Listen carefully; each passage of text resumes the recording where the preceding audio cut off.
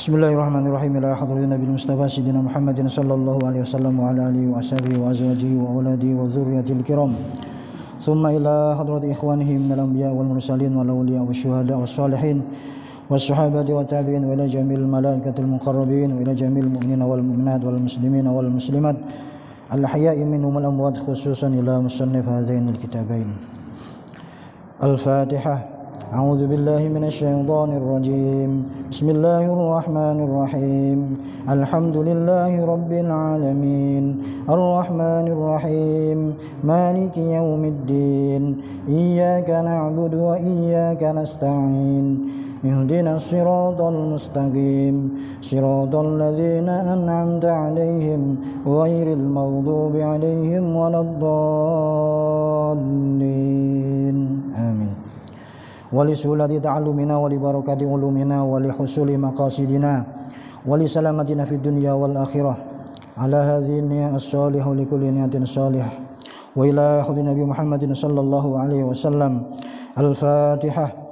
A'udzu billahi minasy syaithanir rajim. Bismillahirrahmanirrahim. Alhamdulillahi rabbil alamin. Arrahmanir rahim. Maliki yaumiddin. Iyyaka na'budu wa iyyaka nasta'in. Ihdinas siratal mustaqim. Siratal ladzina an'amta 'alaihim ghairil maghdubi 'alaihim waladdallin. Amin. Bismillah walhamdulillah wassalatu wassalamu ala Rasulillah. Asyhadu an la ilaha illallah wa la syarika lah wa asyhadu anna sayyidina Muhammadan abduhu wa rasuluh. Qala rabbi shrah li sadri wa yassir li amri wa halul 'uqdatam min lisani yafqahu qawli. Rabbi zidni ilma warzuqni fahma. Allahumma inna na'udzubika min ilmin la yanfa'u, qalbin la yakhsha, wa 'amalin la yurfa', wa du'ain la yusma'. Amin. Amma ba'd. Alhamdulillah wa syukurullah Bapak Ibu sekalian yang dimuliakan Allah Subhanahu wa taala. Di malam hari ini yang sudah memasuki malam 3 bulan Sya'ban, alhamdulillah Allah Subhanahu wa taala masih memberikan kesempatan kepada kita untuk mengabdikan kepada Allah Subhanahu wa taala dengan amalan-amalan soleh, dengan melakukan ibadah-ibadah, dan salah satunya alhamdulillah kita sudah tunaikan tadi sholat maghrib berjamaah, dan kita lanjutkan sambil menunggu waktu isya dengan bersama-sama mengkaji fikih yang merupakan suatu ilmu yang wajib dipelajari oleh setiap orang Islam. Mudah-mudahan apa yang kita pelajari bermanfaat dan barokah untuk kita semuanya. Amin ya rabbal alamin. Baik, ini menyambung penjelasan dari pertemuan sebelumnya, masih berkaitan dengan qadha salat ya, karena ini memang penting sehingga perlu saya sampaikan supaya jelas, yang sejelas-jelasnya.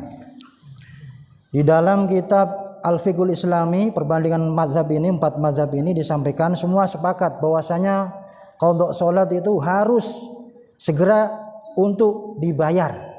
Ya, bagaimana penjelasannya? Wa yajibu al-qadha fauran. Jadi orang yang mempunyai hutang sholat itu harus segera dikerjakan fauran. Wa yajuzu ta'khiruhu li uzrin wa yajuzu ta'khiruhu li uzri sa'i. Hanya saja kewajiban untuk segera membayar sholat ini boleh ditinggalkan karena ada sesuatu yang memang sangat diperlukan, seperti li uzri sa'i alal iyali wa fil hawaij alal asah. Karena ada keperluan, kita butuh untuk mencari uang dengan adanya pekerjaan yang kita lakukan. Maka sholat yang seharusnya kita tunaikan dengan segera, sholat yang pernah kita tinggalkan itu tergugurkan dengan diantaranya boleh ditunda dengan kita karena ada keperluan yang mendesak, seperti karena pekerjaan, tuntutan pekerjaan. Karena kalau kita tidak kerja, kita tidak bisa menghasilkan uang. Dengan tidak ada uang maka kita tidak bisa menghidupi keluarga kita. Maka ini boleh untuk sementara menunda sholat yang pernah kita tinggalkan. Ya. Wa qala al-Malikiyah kal Hanafiyah. Ini termasuk semua, bukan cuma mazhab Syafi'i saja. Mazhab Maliki, Hanafi juga sama. Yaqdhiha binahwi ma fatatu safaron aw hadaron. Kemudian Wa yajibu ayyakunal qada' fawran biittifaqil fuqaha. Semuanya sepakat. Ya, wa yajibu wajib ayyakunal qada' salat fawran, dikerjakan secara langsung secepatnya. Biittifaqil fuqaha. Semuanya ulama fikih semuanya sepakat untuk segera ditunaikan segera. Sawaun fatat as-shalah bi uzrin am bi ghairi uzrin. Baik salat itu ditinggalkan karena ada uzur itu karena ada sebab karena tidur atau nisyan atau karena lupa. Am bi ghairi uzrin, apalagi yang salat ditinggalkan tanpa ada uzur. Ada sesuatu tanpa ada sesuatu yang menjadikan dia untuk tidak mengerjakan salat. Kecuali mazhab Syafi'i saja. Kalau mazhab Syafi'i, kalau yang dikerjakan wajib itu adalah salat yang ditinggalkan karena tanpa ada uzur. Itu wajib segera dikerjakan. Tapi kalau karena ada uzur, karena ketiduran atau karena lupa, itu sunnah untuk segera dikerjakan. Ini hanya mazhab Syafi'i saja.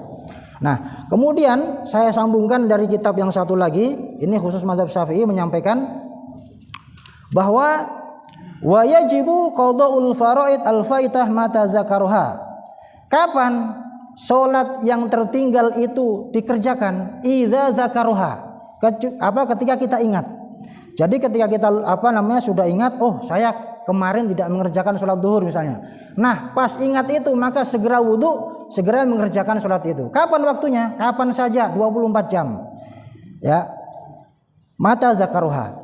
Wa in kanat jum'atan fatuqda dhuhron. Nah kalau misalnya begini, ada orang entah dia karena lupa atau karena ketiduran, ya yang seharusnya dia mengerjakan sholat Jumat. Karena Jumat itu waktunya tertentu, ya tidak bisa dikerjakan sewaktu-waktu, maka orang yang meninggalkan sholat Jumat ini diganti dengan mengerjakan sholat duhur. Karena nggak ada lagi sholat Jumat, ya tertinggal ya udah lewat begitu saja.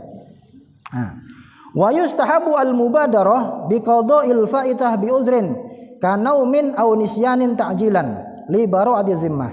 Ini tadi yang saya sampaikan mazhab Syafi'i. Kalau ulama semuanya kecuali mazhab Syafi'i itu menyampaikan semua sholat yang pernah ditinggalkan yang harus diqadha itu segera dikerjakan. Tapi kalau mazhab Syafi'i dipisah, ditafsil, diperinci, apakah meninggalkan sholatnya ini karena uzur atau karena tidak karena uzur.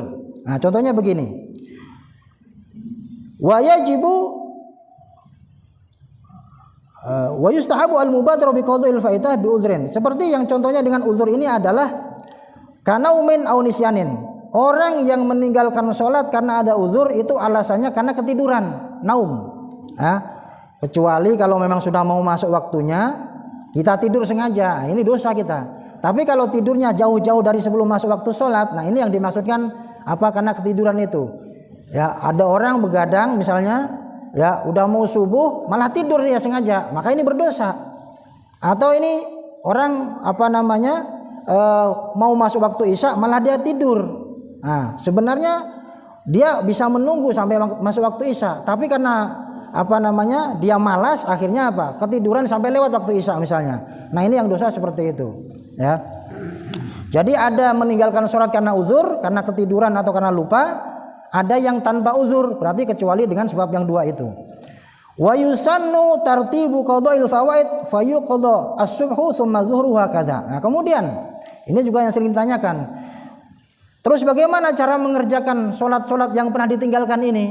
Apakah harus diurut subuh, kemudian zuhur atau asar atau maghrib dan seterusnya? Memang sunnahnya itu dikerjakan secara berurutan. Misalnya ada orang seharian tidak mengerjakan sholat dari subuh sampai isya misalnya. Maka kalau dia mau mengqadha sholat yang ditinggalkan itu 5 waktu itu, maka dimulainya dari subuh. Sunnahnya dimulainya dari subuh. Subuh dulu, kemudian selesai subuh duhur, habis duhur asar, habis asar maghrib, habis maghrib isya. Sunnahnya ya dilaksanakan mengqadha sholat ini dengan tartib. Sunnahnya seperti itu. Tapi kalau ngajak ya tidak masalah juga, karena ini sunnah, ya.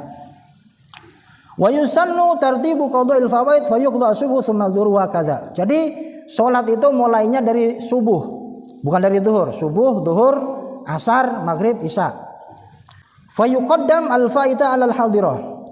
Salat yang ditinggalkan, yang sudah kelewat waktunya sehingga dia tidak mengerjakan sholat, itu bagaimana yang seharusnya dikerjakan? Apakah sholat yang tertinggal ini, apa sholat yang sudah masuk waktunya? Contohnya, ini sekarang ini masuk waktu maghrib. Tadi ada orang, ya, dia nggak sholat asar. Ya, ini dicontohkan begini. Fayuqaddam al-faita alal hadirah allati la yukhafu fawatuha. Kalau memang waktu maghrib ini masih lama, ini kan isanya masih lama nih. Waktu maghrib ini isanya masih lama. Maka kalau tadi kita belum mengerjakan sholat asar, maka kerjakan dulu sholat asar. Karena waktu maghribnya masih lama. Fa yuqaddam al-faida 'alal hadira alladhi la yukhafu fawatuha wa in khafa fawatal jamaah. Ya. Walaupun misalnya begini, ada orang ini tadi nggak sholat asar, sementara sudah masuk azan maghrib, ya. Maka mana yang didahulukan? Apakah dia sholat berjamaah maghrib, apa dia mengerjakan qadha sholat asar? Kalau di sini disampaikan, ya, kita wajib mengqadha sholat asar terlebih dahulu, walaupun kita ketinggalan sholat jamaah maghrib. Kenapa alasannya begitu? Karena mengqadha sholat hukumnya wajib, sholat jamaah hukumnya sunnah. Yang wajib didahulukan atas yang sunnah. Jadi saya ulang lagi, kalau ada orang tadi tidak mengerjakan sholat asar, kemudian masuk waktu maghrib, azan maghrib, harusnya biasanya dia sholat berjamaah di masjid. Tapi karena dia punya utang sholat asar, maka dia mendahulukan mengqadha sholat asar yang ditinggalkan tadi atas sholat maghrib berjamaah di masjid. Alasannya karena yang wajib itu didahulukan atas yang sunnah. Ya, mengqadha itu hukumnya wajib, kemudian sholat berjamaah hukumnya sunnah, maka yang wajib didahulukan. Nah, ada contoh lagi begini misalnya. Ini masuk waktu maghrib, ya. Misalnya nanti isanya jam 7:30, misalnya 7:30 ya. Misalnya 7:30 isya. Kemudian tadi ada orang belum sholat asar. Sementara waktu maghrib sudah mau habis. Ya, tinggal 3 menit atau 4 menit misalnya. Mana yang didahulukan? Apakah sholat maghrib ini yang sudah mau habis waktunya, atau sholat asar yang tadi ditinggalkan? Maka kalau kasusnya seperti ini, ambil sholat maghrib dulu yang waktunya sudah mau habis, supaya tidak ketinggalan dua-duanya. Jangan sampai nanti kita sholat asar sementara maghrib juga habis waktunya. Akhirnya apa? Kita ketinggalan dua-duanya. Maka kita utamakan yang masih masuk waktunya maghrib ini kita kerjakan terlebih dahulu. Kita selesaikan, habis itu kita mengqadha sholat asarnya. Ini mudah-mudahan bisa dipahami. Wa ma in khafa fawataha walau bi khuruji juz'in minha 'anil waqti fa innahu yuqaddamu al-hadira li hurmati ikhraji ba'dhi 'anil waqt. Kemudian wa yajibu al-mubadarah bil faitah. Wa yajibu al-mubadarah bil faitah in fatatu bi ghairi udhrin wa yajibu taqdimuha 'ala ma fatau bi udhrin. Nah, ini dipisahkan antara orang yang meninggalkan sholat karena ada uzur dengan meninggalkan sholat dengan tidak uzur. Nah, ini saya contohkan begini. Wa yajibu al-mubadarah bil faitah in fatatu bi ghairi uzrin. Sholat yang ditinggalkan tanpa ada uzur, ya berarti selain karena tidur sama lupa, ini wajib didahulukan. Wa yajibu taqdimu ala ma fatau bi uzrin wa in faqidat tartib. Wa yajibu al-mubadarah bil faitah in fatatu bi ghairi uzrin wa yajibu taqdimu ala ma fatau bi uzrin. Jadi ada orang dia meninggalkan 2 sholat. Yang satu ditinggalkan karena ada uzur, yang satunya lagi ditinggalkan tanpa ada uzur. Saya contohkan begini misalnya. Ada orang tidak mengerjakan sholat asar sama sholat maghrib. Sholat asar ditinggalkan dengan sengaja, dengan tidak sengaja, karena ketiduran misalnya. Sholat maghrib ditinggalkan dengan sengaja dia tidak mengerjakan sholat. Maka mana yang didahulukan? Kalau ada kasus seperti ini, ya. Jadi saya ulang lagi, ada orang meninggalkan sholat asar tanpa sengaja, ya. Karena ketiduran. Kemudian dia juga meninggalkan sholat maghrib tapi tanpa sengaja. Dengan sengaja. Maka bagaimana yang didahulukan? Maka dia wajib mendahulukan sholat maghrib yang ditinggalkan dengan sengaja atas sholat asar yang ditinggalkan tanpa sengaja. Ya, jadi sesuatu yang ditinggalkan karena sengaja tanpa uzur ini didahulukan atas sholat yang ditinggalkan karena tanpa uzur. Ini. Ya. Kemudian orang yang pernah meninggalkan sholat maka wajib menyisakan waktunya untuk mengqadha sholat yang ditinggalkan. Illa ma yattaru li sarafihi fi tahsili ma'ashi, kecuali waktu yang memang dia harus bekerja untuk mencukupi keluarga dan hidupnya dia. Illa ma yattaru li sarafihi fi tahsili ma'ashi wa ma'ashi man talzamu nafaqatu. Jadi ya, orang yang mempunyai hutang sholat itu dia wajib mengqadha dengan segera, menyediakan waktu untuk mengqadha sholat yang pernah ditinggalkan, kecuali karena keadaan darurat, misalnya seperti karena dia harus kerja mencari uang untuk menghidupi keluarga dan juga dirinya. Ini boleh dia untuk sementara tidak mengqadha sholatnya dia. Jadi semuanya intinya ulama fikih semuanya sepakat bahwa qadha sholat itu wajib segera ditunaikan, kecuali mazhab Syafi'i membedakan ada yang karena uzur, ada yang karena tanpa uzur. Tapi intinya semuanya wajib segera ditunaikan. Bahkan di sini dalam mazhab Syafi'i menyampaikan lagi, wala yajuzu lahu ayyatanaffala, tidak boleh orang yang mempunyai hutang sholat dia mengerjakan sholat sunnah.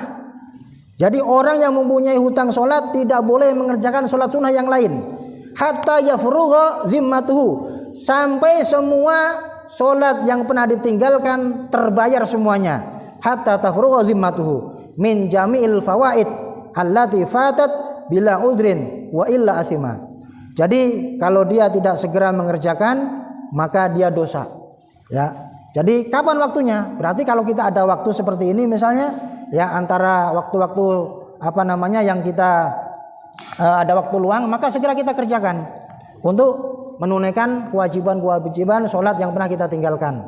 Ya, ini saya sampaikan supaya semuanya paham, karena ini memang nanti yang akan ditanyakan oleh Allah pertama kali sebelum kita dipertanyakan yang lain.